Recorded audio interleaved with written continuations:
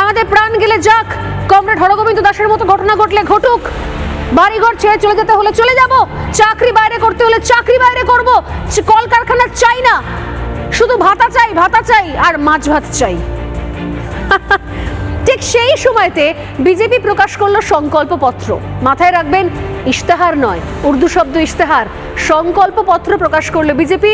আর বিজেপির সংকল্পপত্রে কি রইল? মমতা বন্দ্যোপাধ্যায় ভয় পাইয়ে বলছেন যদি ওরা আসে, আর যদি ওরা আসে তাহলে কি কি নিয়ে আসবে সেটা বলছে বিজেপি। কি আছে সংকল্পপত্রে? বিজেপির সংকল্পপত্র প্রকাশ করলেন আজকে অমিত শাহ, এবং সংকল্পপত্র জুড়ে নারী সুরক্ষায় জোর দেওয়া হলো। আর জোর দেওয়া হলো কোথায়? বেকারদের কর্মসংস্থানে জোর দেওয়া হলো। অর্থাৎ বাড়ির ছেলে ভাই বাড়িতেই থাকো, জেলার ছেলে জেলাতেই থাকো, নিজের জেলায় কাজকর্ম করো, করে কমে খাও, বাবা মাকে দেখো, সংসার করো। চাকরির জন্য ভিন রাজ্যে যেতে হবে না, দুবেলা দুমুঠো খাওয়ার জন্য, খেয়ে পড়ে থাকার জন্য জেলা থেকে উজিয়ে শহর কলকাতায় এসে পড়ে থাকতে হবে না। আমরা সেই রাজ্য চাই।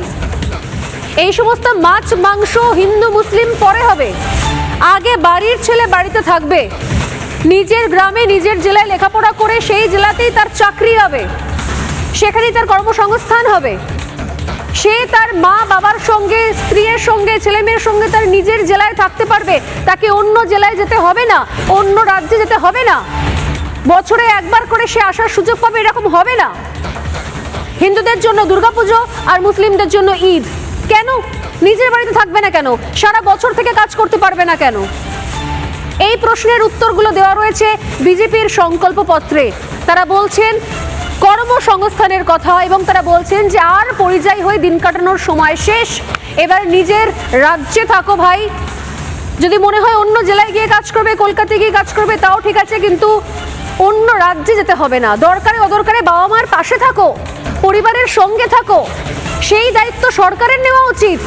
এই সমস্ত মাছ মাংস হিন্দু মুসলিম করা সরকারের দায়িত্ব নয়, মন্দির মসজিদ করা সরকারের দায়িত্ব নয়। সরকারের দায়িত্ব হচ্ছে আমার রাজ্যের ছেলেমেয়েরা তার নিজের জেলায় বসে কাজকর্ম করবে, কর্মসংস্থান হবে। আমার রাজ্যের মেয়েরা রাত্রিবেলা নাইট ডিউটি করবে, রাত 8টার পর বাইরে বেরোবে, মাছ মাংস নয়। আরজি করের অভয়া মাছ মাংস খাওয়ার জন্য তার প্রাণটা চলে যায়নি, মাছ মাংস খেতে পারেনি বলে। তাকে হত্যা করা হয়েছে ধর্ষণ করে, ভুললে চলবে না।